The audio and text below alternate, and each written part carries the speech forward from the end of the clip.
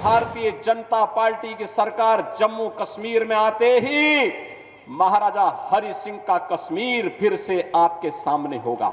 ये कांग्रेस के लोग, ये नेशनल कॉन्फ्रेंस और ये पीडीपी के लोग, ये राजनीतिक पार्टी नहीं बल्कि प्राइवेट लिमिटेड कंपनियां हैं। 1990 के दशक कांग्रेस के पाप, नेशनल कॉन्फ्रेंस और पीडीपी के पाप की पराकाष्ठा को भी हमने देखा है। पूरी दुनिया ने देखा है कैसे कश्मीरी पंडितों के साथ बर्बर अत्याचार हुए थे। जम्मू कश्मीर की जनता तबाह होती थी, अभाव में ग्रसित थी, और ये लोग यहां के पैसे को लूट करके ऐशो आराम की जिंदगी यूरोप में और इंग्लैंड के अंदर व्यतीत करते थे। पाक अधिकृत कश्मीर भी फिर कश्मीर का ही पार्ट होने वाला है, जम्मू कश्मीर का ही भाग होने वाला है। क्या नहीं था हमारे जम्मू कश्मीर के पास? क्या नहीं था हमारे पास? मैं आप सबसे कहना चाहता हूं कि आज जम्मू कश्मीर के अंदर हम जब बात करते हैं तो सचमुच मुझे उन महान विभूतियों की याद आती है। महाराजा हरि सिंह जिन्होंने पहचान दिलाई थी। महाराजा हरि सिंह का शासन केवल यहीं तक नहीं था, और याद करिए भारतीय जनता पार्टी की सरकार जम्मू कश्मीर में आते ही महाराजा हरि सिंह का कश्मीर फिर से आपके सामने होगा। काबुल तक का शासन महाराजा हरि सिंह के पास था। तिब्बत में डोगरा सेना रहा करती थी। कौन नहीं जानता है पंडित प्रेमनाथ डोगरा जी के प्रति किसके मन में सम्मान का भाव न हो। और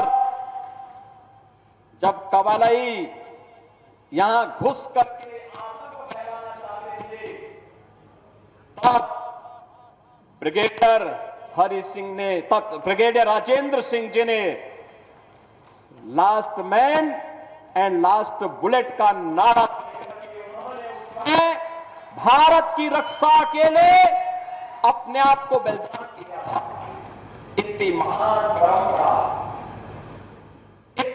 परंपरा जिसने अपने परिश्रम से, अपने पुरुषार्थ से जम्मू कश्मीर को धरती का स्वर्ग बनाया था, जिन्होंने अपने बलिदान से, अपने लहू से सींच करके इस धरती का स्वर्ग जम्मू कश्मीर को बनाया था, आज उसे मजहबी उन्माद का जो एक कोड़ है उसमें बदलने का पाप ये कांग्रेस, ये पीडीपी और नेशनल कॉन्फ्रेंस ने ही किया है। ये पाप करने वाले लोग जो देश के साथ गद्दारी कर रहे थे, देश के संसाधनों का उपभोग कर रहे थे, उनको सबक सिखाने का चुनाव है ये जम्मू कश्मीर विधानसभा का चुनाव। और इसी के लिए आज मैं आपके पास आया हूं।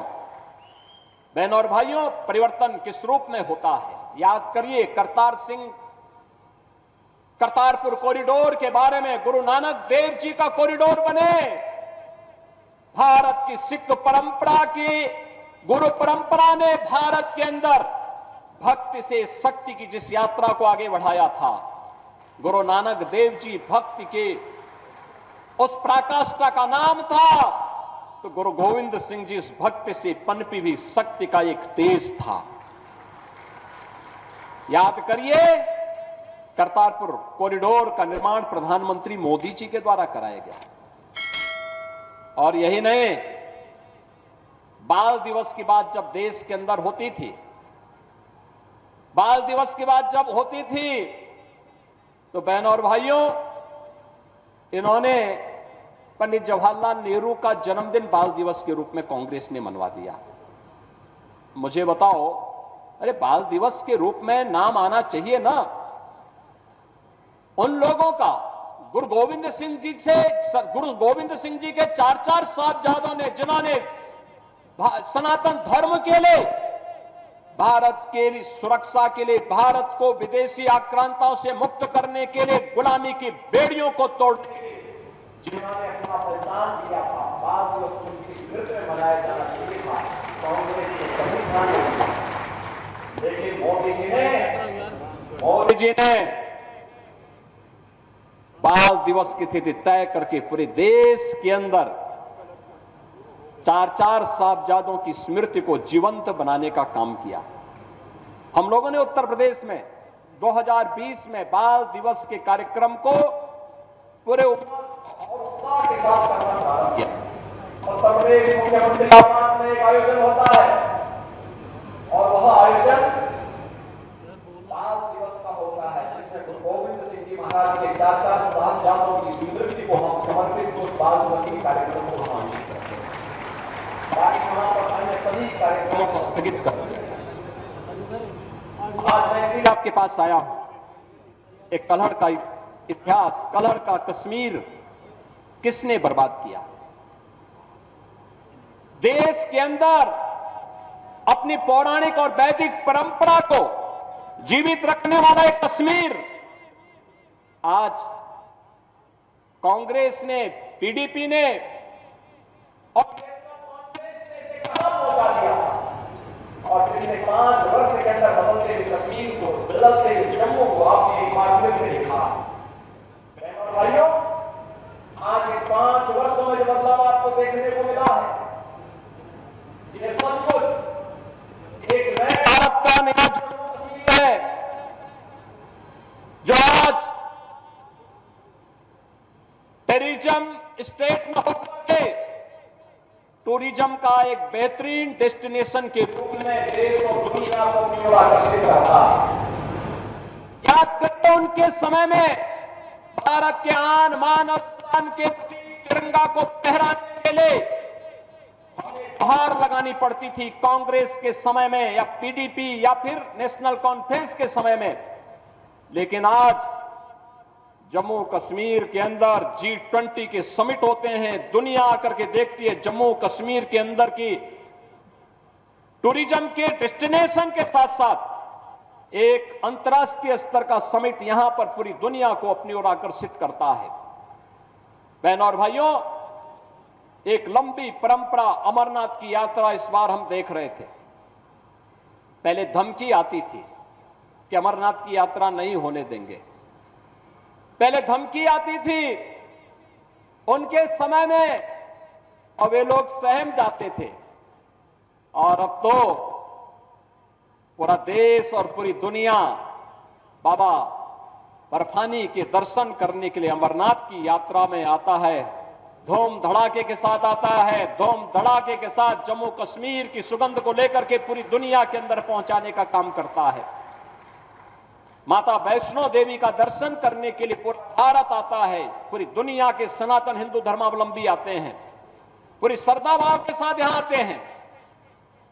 ये कांग्रेस के लोग, ये नेशनल कॉन्फ्रेंस और ये पीडीपी के लोग, ये राजनीतिक पार्टी नहीं बल्कि प्राइवेट लिमिटेड कंपनियां हैं। प्राइवेट लिमिटेड कंपनियां निवेश करें और उसके माध्यम से उद्योग धंधे चलाएं तो ठीक बात है, लेकिन राजनीति में प्राइवेट लिमिटेड कंपनियां बंद होनी चाहिए, क्योंकि ये राजसत्ता को अपनी बपौती मान करके आम जनता का शोषण करते हैं। और यही तो कार्य ये तीनों दल जम्मू कश्मीर के अंदर करते रहे। इन्होंने यहां दलितों को आरक्षण नहीं देने दिया, इन्होंने यहां पकड़वालों को आरक्षण नहीं देने दिया, इन्होंने यहां पहाड़ियों को आरक्षण नहीं देने दिया, इन्होंने यहां पर मुख्य धारा के साथ यहां से जुड़ी हुई जातियों को जोड़ने के लिए कोई सार्थक प्रयास नहीं किया, बल्कि 1947 में पाकिस्तान से जो लोग, जिनकी संपत्ति वहां छीन ली गई थी, जो लोग भारत के अंदर आए थे, इनको भी उन्होंने नागरिकता नहीं देने दी। और जब मोदी जी ने और अमित शाह जी ने जब इसके लिए कदम उठाया, सिटीजनशिप अमेंडमेंट एक्ट बना करके उसको प्रभावी ढंग से लागू किया, तो उसका विरोध ये सभी दल करते हुए दिखाई दे रहे थे। बहनों और भाइयों, 1990 के दशक कांग्रेस के पाप, नेशनल कॉन्फ्रेंस और पीडीपी के पाप की पराकाष्ठा को भी हमने देखा है। पूरी दुनिया ने देखा है कैसे कश्मीरी पंडितों के साथ बर्बर अत्याचार हुए थे। मानवता का इतना बीभत्स पाप उस समय हुआ था। उनके प्रति सहानुभूति व्यक्त करने की बजाय उन दहशतगर्दियों के साथ ये सभी दल खड़े हुए थे। केवल भारतीय जनता पार्टी उस समय उन पीड़ित कश्मीरी पंडितों के साथ खड़ी थी। और मैं आज फिर आपसे कहने के लिए आया हूं, भारतीय जनता पार्टी समाधान का नाम है। जो भारतीय जनता पार्टी कहती है वह करके दिखाती है, और भारतीय जनता पार्टी ने मोदी जी के नेतृत्व में जो कहा सो करके दिखाया है। आज जम्मू कश्मीर में टूरिज्म का बेहतरीन डेस्टिनेशन है, आज बेहतरीन कनेक्टिविटी है, आज यहां पे वर्ल्ड क्लास इंस्टीट्यूशन स्थापित हो रहे हैं। कहीं एम्स है, कहीं आईआईटी है, कहीं आईआईएम है, कहीं सेंट्रल यूनिवर्सिटी है, और यहां पे इन्वेस्टमेंट के लिए भी एक नई धरातल के रूप में, एक नई धरती के रूप में जम्मू कश्मीर यहां के रोजगार के साथ, स्वतः रोजगार के साथ जोड़ते हुए अब तो बिना भेदभाव के शासन की योजना का लाभ भी जम्मू कश्मीर के अंदर मिल रहा है। आप अनुमान करिए, लगभग 2.25 लाख गरीबों को प्रधानमंत्री आवास योजना में एक आवास उपलब्ध हुआ है। पहले पैसा कहां जाता था? ये तीनों परिवार चट कर जाते थे, और फिर इसीलिए तो इनके साल भर में 8 महीने इनके इंग्लैंड में व्यतीत होते थे, यूरोप में घूमते थे लोग। जम्मू कश्मीर की जनता तबाह होती थी, अभाव में ग्रसित थी, और ये लोग यहां के पैसे को लूट करके ऐशो आराम की जिंदगी यूरोप में और इंग्लैंड के अंदर व्यतीत करते थे। बहनों और भाइयों, आज यहां पे फ्री में राशन का लाभ प्राप्त हो रहा है, आयुष्मान कार्ड की सुविधा उपलब्ध हो रही है, बेहतरीन कनेक्टिविटी के साथ हर घर नल की योजना को आगे बढ़ाने का कार्य हो रहा है। यहां पर जो अनेक कार्यक्रम हुए हैं, ये सभी आज नए जम्मू कश्मीर की स्थिति को आप सबके सामने प्रस्तुत करती है। और इसलिए बहनों और भाइयों, जब हम जम्मू कश्मीर की विधानसभा चुनाव की दृष्टि से आज यहां पर एकत्र हुए हैं, यहां पे 2 चरणों के चुनाव संपन्न हो चुके हैं, मैं आप सबसे इसी बारे में कहना चाहता हूं। याद रखना, जम्मू कश्मीर यहां पर चुनाव के माध्यम से दुनिया के अंदर जो संदेश गया है, जो ये लोग कभी राहुल गांधी के रूप में, कभी किसी अन्य रूप में जम्मू कश्मीर के बारे में, भारत के बारे में दुनिया के अंदर दुष्प्रचार करते थे, उसका जवाब जम्मू कश्मीर विधानसभा का चुनाव दे रहा है। भारी संख्या में मतदाताओं का मतदान के लिए उमड़ना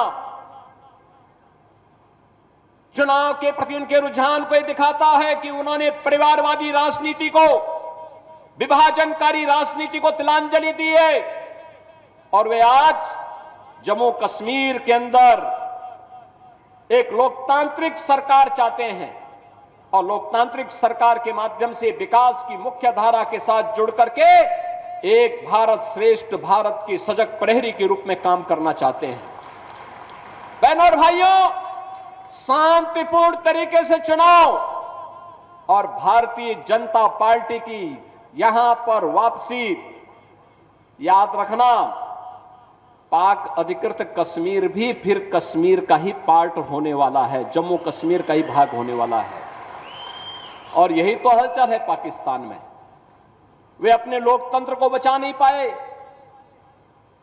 उनको अपने लोकतंत्र को बचाने के लिए मशक्कत करनी पड़ रही है, और मशक्कत करते करते आज पाकिस्तान इस स्थिति में पहुंच गया है कि वहां पे 1 किलो आटा के लिए भी लाले पड़ रहे हैं। आप देख रहे होंगे, भारत है 80 करोड़ लोगों को फ्री में राशन की सुविधा का लाभ दे रहा है, 60 करोड़ लोगों को 5 लाख रुपए हर वर्ष स्वास्थ्य बीमा का कवर देता है। जीवन ज्योति बीमा योजना हो या जीवन सुरक्षा बीमा योजना, 12 करोड़ किसानों को किसान सम्मान निधि का लाभ दे रहा है। 10 करोड़ गरीबों के घर में शौचालय का निर्माण कर दिया है। 10 करोड़ गरीबों को उज्ज्वला योजना का फ्री का सिलेंडर उपलब्ध करवा चुका है। एक तरफ ये भारत है और दूसरी तरफ पाकिस्तान है, रोटी के लाले पड़ रहे हैं। स्वाभाविक रूप से भिखमंगा पाकिस्तान आज अपने आप को नहीं संभाल पा रहा है। कहीं पर पाक अधिकृत कश्मीर उससे अलग होने की आवाज उठा रहा है, तो कह रहा है कि हमें भी तो अधिकार था जम्मू कश्मीर के चुनाव में भाग लेने का, और जम्मू कश्मीर के चुनाव के साथ पाक अधिकृत कश्मीर में भी, मुर्शिदाबाद में भी अगर चुनाव होता ना तो और अच्छा संदेश जाता। लेकिन संदेश आपको देना है इस चुनाव के माध्यम से। दूसरी तरफ बलूचिस्तान अलग से कह रहा है, वो कह रहा है कि पाकिस्तान से हमारी केमिस्ट्री तो मिलती ही नहीं है, हमारी केमिस्ट्री उससे मिलती ही नहीं है, क्योंकि पाकिस्तान तो मानवता का दुश्मन है। ये मानवता का एक कैंसर है। इस कैंसर से दुनिया को मुक्ति मिलनी ही चाहिए, और उस मुक्ति के लिए हम सब आपके पास आए।